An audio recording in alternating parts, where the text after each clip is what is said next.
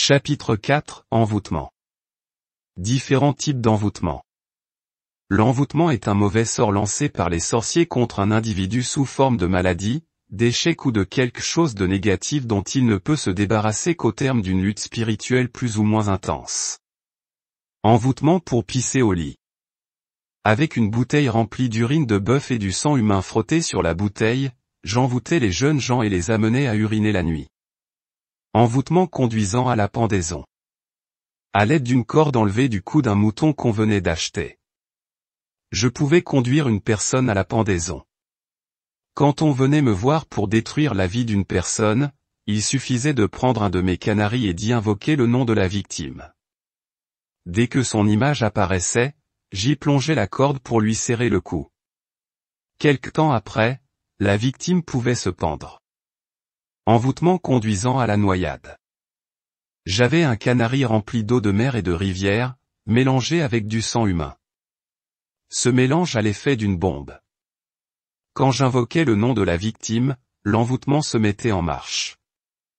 Cela donnait à la personne visée l'envie d'aller à la plage ou de se baigner dans un fleuve. Dès qu'elle cédait à cette envie, son arrêt de mort était signé. Elle se noyait. On la retrouvait quelques jours plus tard. Même dans sa propre piscine à la maison, elle peut se noyer, ses enfants aussi. Tout cela est l'œuvre des sorciers.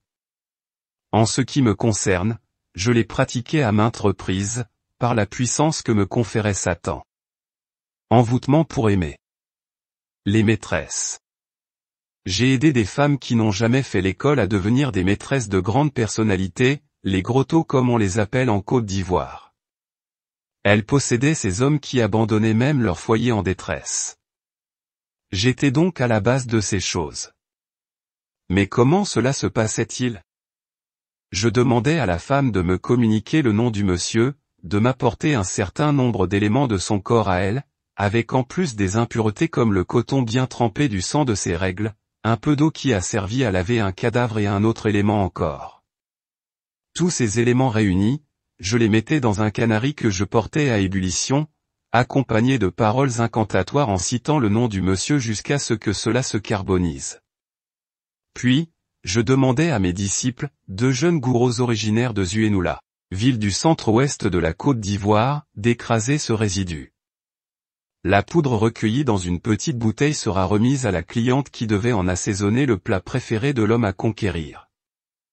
Voyez comment Satan maltraite les richards qui ne connaissent pas Dieu. Mais attention, elle ne devra pas manger de ce plat. C'est uniquement le monsieur qui devra en manger. Si elle en mange, le médicament échoue. Une fois ce plat consommé par l'homme, il est envoûté et est à la merci de ma cliente et la suit comme un mouton. C'est ainsi que l'on voit des grands types délaisser leur famille.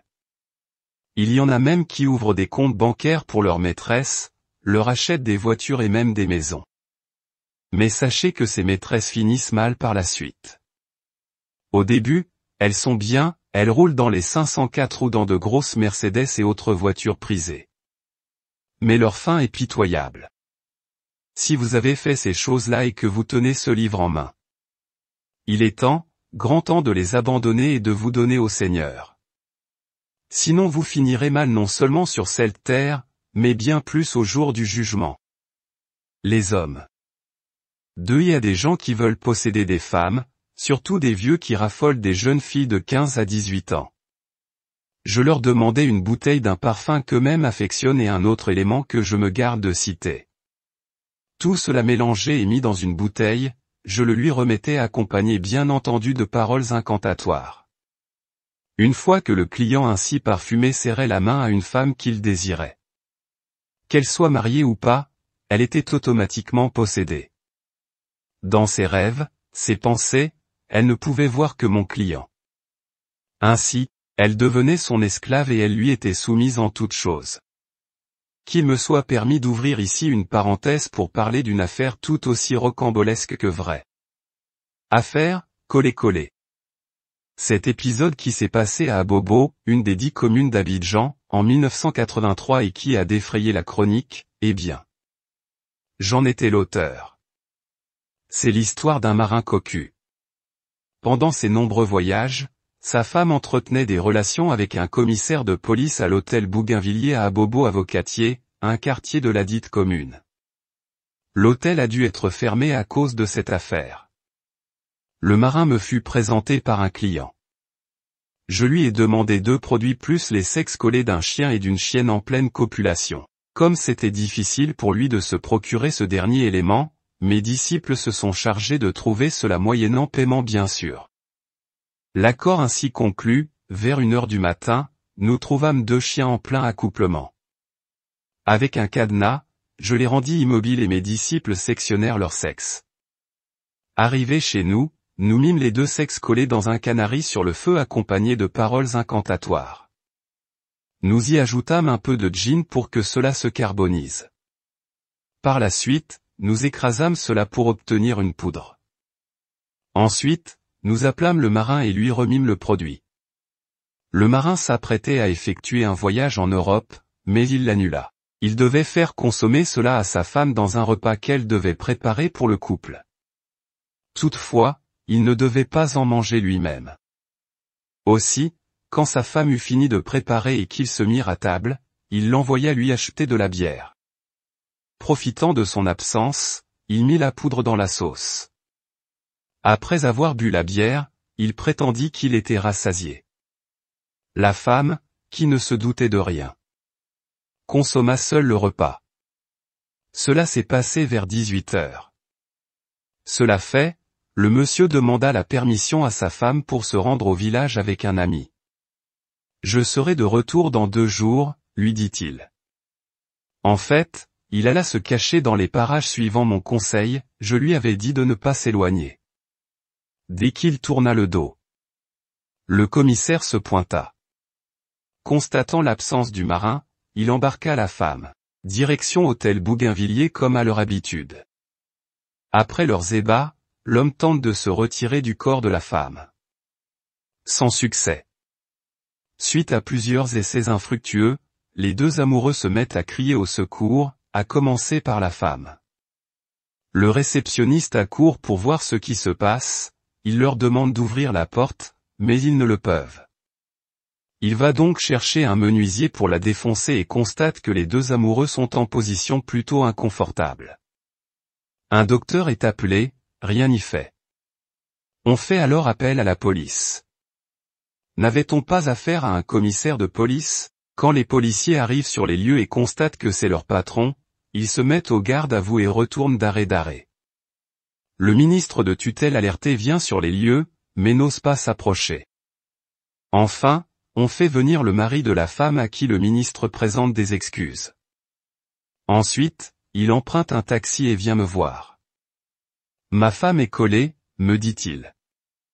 Je lui remets l'antidote du fétiche susceptible de les séparer. Tu n'as qu'à frotter le dos des 2 amoureux avec produit, du beurre de karité plus d'autres éléments, ils vont décoller.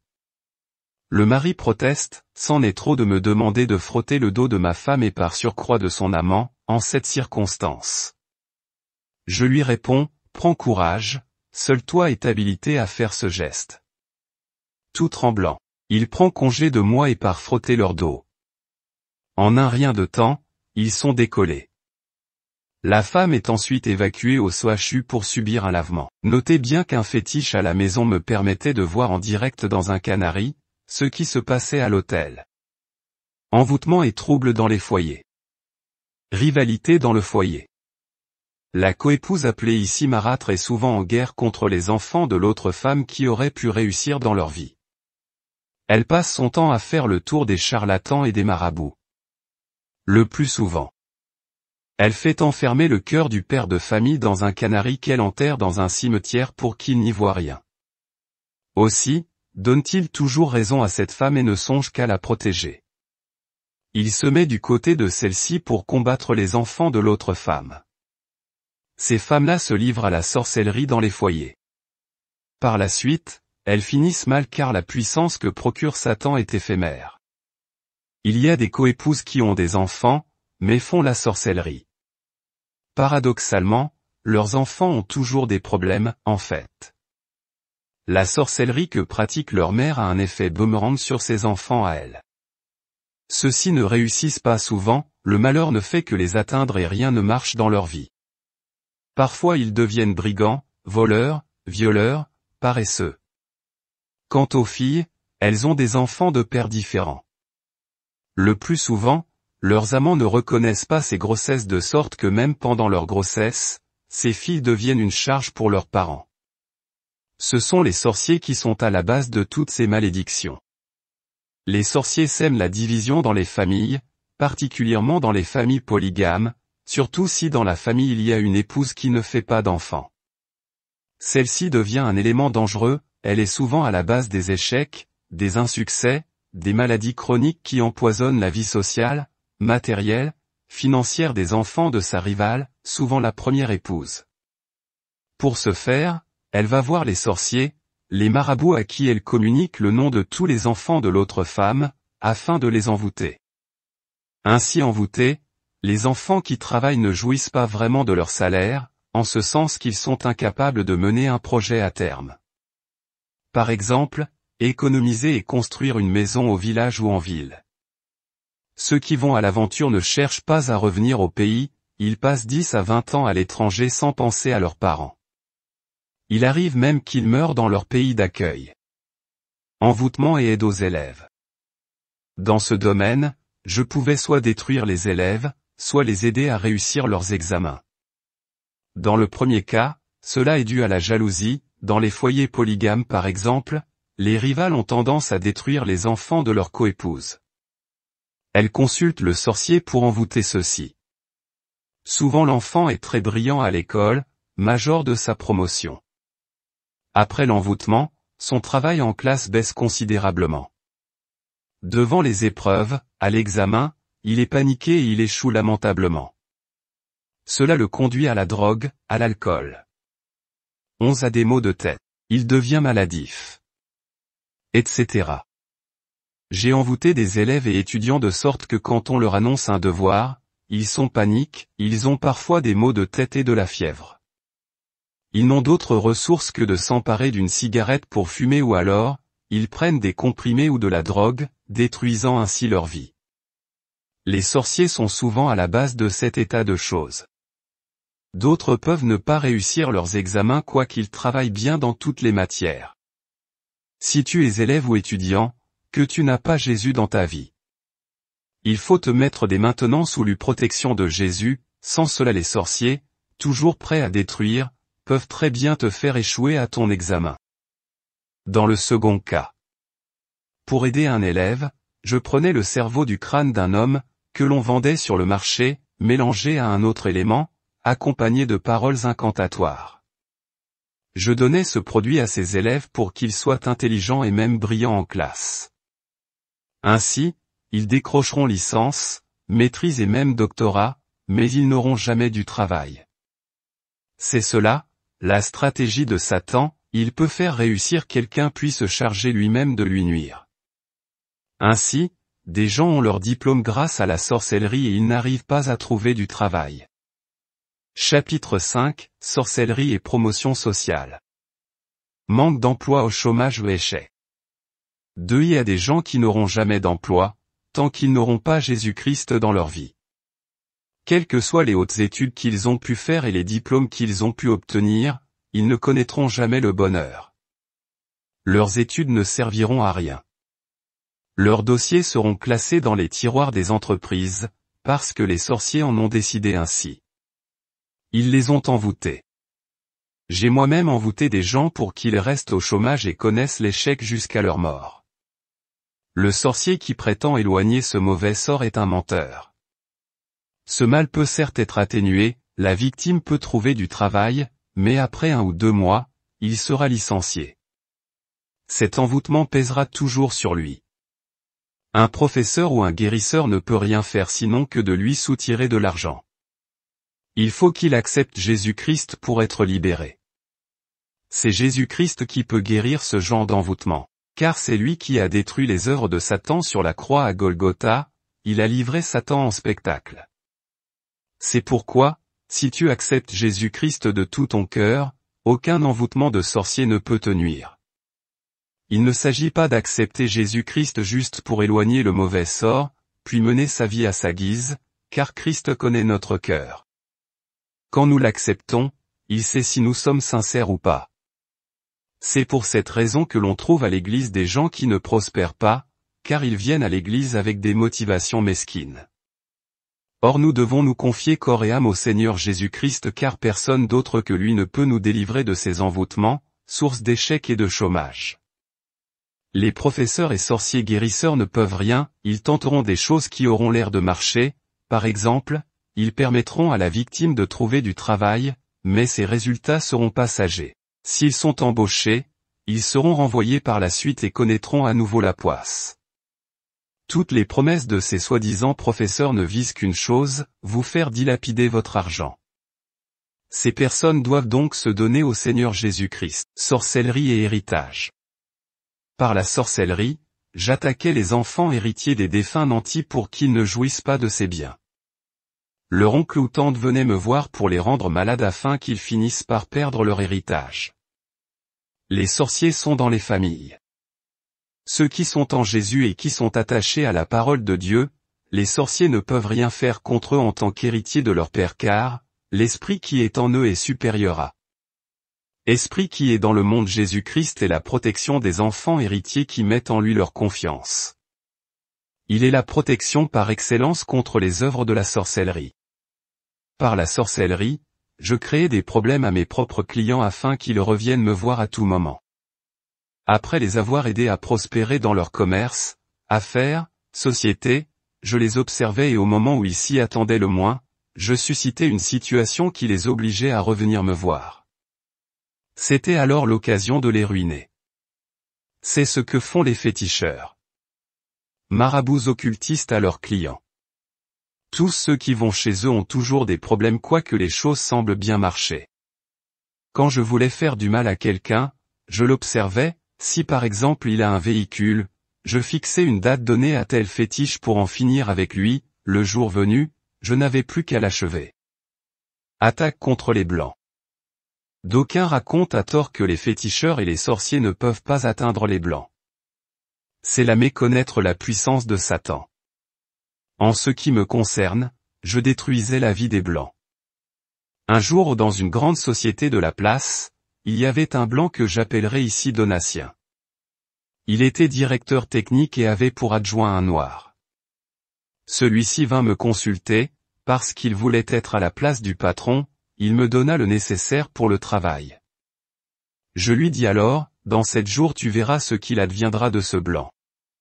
J'utilisais le fétiche dont j'ai parlé plus haut et qui me servait entre autres à amener les gens à se saouler la gueule, à dilapider tout leur salaire dans la boisson, avec les femmes et à détériorer leur santé mentale.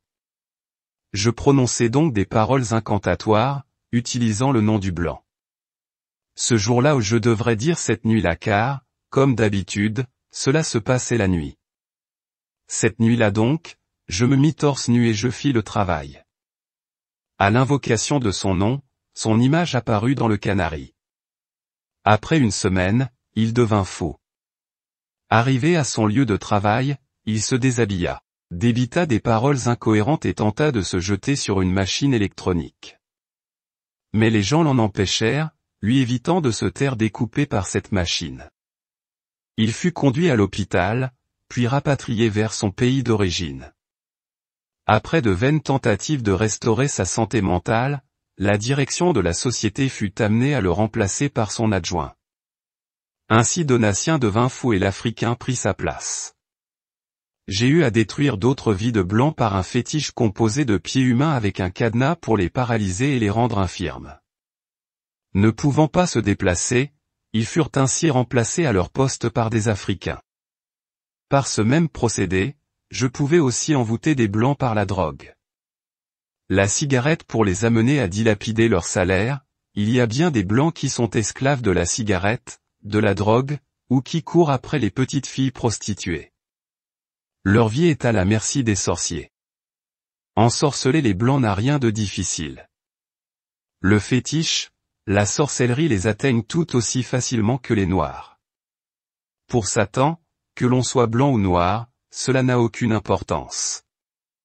Il détruit tout le monde avec la même efficacité.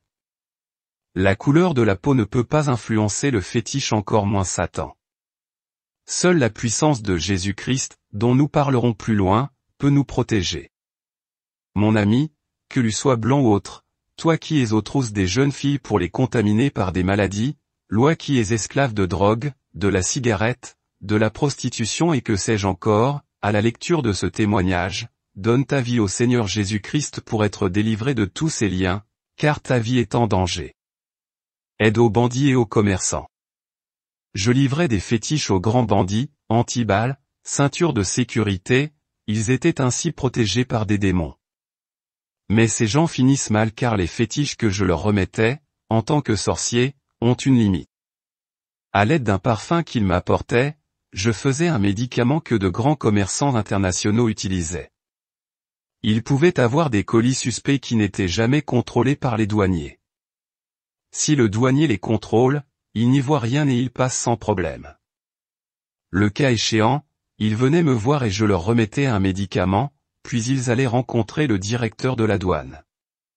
Pour un dédouanement qui devait être évalué à plus de 5 millions, celui-ci leur faisait payer 600 000 francs CFA grâce aux médicaments que je leur avais remis. Ainsi, ces commerçants prospéraient. Si vous êtes très observateur, vous avez dû remarquer un éventail avec 9 traits, 3 à chaque coin du triangle, accrochés dans certaines boutiques. Ce sont des produits faits à base de sang humain, de kaolin blanc et de cori. Vous constaterez que ces boutiques marchent très fort, car cela attire la clientèle. Les boutiques qui se trouvent dans les parages sont tout simplement sevrées de clients. Mais ce succès n'est pas de longue durée, car leur richesse est basée sur des sacrifices, sur des cérémonies diaboliques. Ces commerçants ne tardent pas à avoir de problèmes et à connaître la faillite. C'est là un fait que j'ai personnellement observé. Aussi, je lance un appel aux commerçants qui font des sacrifices, si vous n'acceptez pas Jésus-Christ, sachez que vous aurez une fin tragique. Accident et prospérité des transporteurs. Quelques grands transporteurs de la Côte d'Ivoire me connaissent, à cause de l'aide que je leur ai apportée. Certains transporteurs commençaient avec 2 cars et se retrouvaient avec 50 à 60 cars. Comment cela se passait-il? Il y avait une condition à remplir. Généralement, le client devait sacrifier un de ses cars au fétiche Sakpata 5. Vous entendez souvent parler d'accidents de cars avec de nombreux morts. Eh bien, en voici la raison. Je demandais au client simplement le numéro du car à sacrifier plus 500 000 francs CFA qu'il devait m'apporter après l'accident. Muni du numéro du car, je travaillais avec un fétiche composé de sang humain. Ce fétiche est avide de sang humain. À défaut de sang humain, il lui faut du sang de porc. Cela marche quand il pleut. Après le départ du car à la vitesse de 120 km/h. S'il y a une petite pluie, les pneus glissent et le car fait tonneau. L'idéal, c'est que la moitié des passagers meurent, car le sang doit couler. Une fois cela fait, le sacrifice est considéré comme réussi. Après 2 à 3 mois, les cars de ce client commencent à prospérer et il devient riche. Il peut alors s'acheter plusieurs cars. Ainsi des innocents meurent pour assurer la prospérité de ces criminels. Pour réaliser certains travaux, j'avais signé des pactes avec des sorciers au Bénin, où je me rendais régulièrement. Je ne pouvais pas toujours indiquer le jour où certaines opérations devaient se réaliser, car tout ne dépendait pas de moi, mais aussi de grands sorciers du Bénin avec qui j'avais signé des pactes. Des fois, quand je voyais que je ne pouvais pas faire le travail demandé sur place, je prenais l'avion et je me rendais au Bénin. Je voyais un grand sorcier qui me faisait le truc et je reprenais l'avion. Je faisais cela pour satisfaire mes clients, car ma réputation dépendait du succès de mes pratiques. Le fétiche Sakpata est un esprit qui affectionne le sang humain. Il est à la hâte des catastrophes, des guerres et des accidents. Aide aux musiciens. La plupart des musiciens que vous voyez et que des gens en vie sont sous l'empire des démons. Ils ont signé des pactes avec les féticheurs, donc avec Satan. J'ai personnellement aidé des musiciens et des chanteurs venant de divers pays. Je faisais généralement pour eux un fétiche à base d'un parfum qu'ils affectionnent et du sang humain. Je leur demandais d'apporter ces éléments, plus une somme de 200 000 francs. S'ils étaient incapables d'apporter le sang humain, je le leur procurais moi-même contre paiement. Les prestations revenaient quelque peu chères en raison du travail à faire. En effet, je devais construire la renommée du client, faire en sorte qu'il soit connu. Je devais m'arranger pour qu'à la sortie de sa cassette, les gens se l'arrachent. Je mettais donc tous les éléments nécessaires dans ce flacon de parfum, plumes de perroquet rouge et autres, puis, je lui remettais ce produit dont il devait se parfumer partout où il va. Une fois cela fait, les gens n'ont que leur nom sur les lèvres. Cet esprit agit sur les journalistes. Si le musicien a un concert, il n'a qu'à consulter et faire des sacrifices. Ce concert ne pourra que marcher. Il aura beaucoup d'argent. C'est ce travail qui assure le succès fou de certaines vedettes dont les cassettes s'achètent comme des petits pains et qui font des spectacles dans des salles pleines à craquer. Ainsi, j'ai aidé des musiciens étrangers venus animer des concerts. Ceux-ci ont connu une réussite extraordinaire, mais ces concerts se sont terminés par des bagarres jusqu'au sang. Tout simplement parce que ce succès était dû à la sorcellerie. Ce qui plus est, c'est que tout cet argent ne servira à rien de bon. Ils l'utilisent pour se droguer à longueur de journée. Certains se défendent en prétendant qu'ils ne se droguent pas. En fait, c'est la sorcellerie, le fétiche, qui les pousse à faire ces choses contre leur gré. Aussi, ces gens finissent-ils mal. Vous n'avez qu'à observer les choses de près, il y a eu plusieurs cas de musiciens qui ont prospéré. Ils ont chanté pour Satan et ses démons et cela, grâce aux sorciers. Mais après, ils finissent mal. Les exemples, dans ce domaine, sont légion. Les cas de B.O.B. Marley, de Franco et autres sont édifiants. Leur fin tragique témoigne des pactes qu'ils ont dû signer avec Satan. En ce qui me concerne, il y en a pour qui j'ai eu à faire le fétiche. Ils démarraient en trombe, mais leur popularité allait décroissant. Après avoir aidé plusieurs musiciens, je le lance un appel aujourd'hui au travers au livre que tu liens en main, donne ta vie à Jésus-Christ. Satan peut certes t'élever, mais tu finiras mal. Je demande à ces musiciens venus du Cameroun et du Zaïre, qui se connaissent bien, d'accepter Jésus-Christ.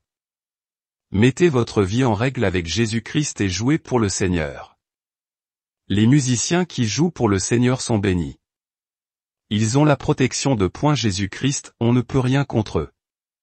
Tout ce qu'ils font, ils le font pour la gloire du Seigneur. Si vous jouez pour Satan, sachez qu'il vous détruira un jour ou l'autre. Les femmes cadres qui ne sont pas mariées. Ces femmes ont pour la plupart, un esprit de mauvaise odeur sur leur vie. Le fétiche qui provoque cela est constitué de sang humain que l'on écrase avec un autre élément. Entre 1h et 2h du matin, je soufflais sur la poudre qui se répandait. C'en était alors fait de cette femme. Elle n'aura jamais de mari. Envoûtement des hauts cadres. J'envoûtais aussi les hauts cadres, quel que soit le lieu où ils se trouvaient. Comme ceux-ci gagnent beaucoup d'argent, ils font beaucoup de jaloux autour d'eux. Il suffisait que l'on me communique le nom d'un cadre pour que je l'envoûte. Alors, il ne réussissait jamais ses projets. S'il s'en rendait compte et qu'il prenait la fuite pour aller aux États-Unis ou ailleurs, en tant que sorcier, j'étais toujours à ses trousses. On ne peut jamais fuir un sorcier tant qu'on n'a pas Jésus-Christ, car alors on n'est pas protégé, notre vie est en danger. S'il arrive que de telles personnes veuillent construire une maison au village, les retraits qu'ils faisaient à la banque ne m'étaient pas étrangers. Par la sorcellerie, je pouvais détruire cet argent qui le retirait. Aussi.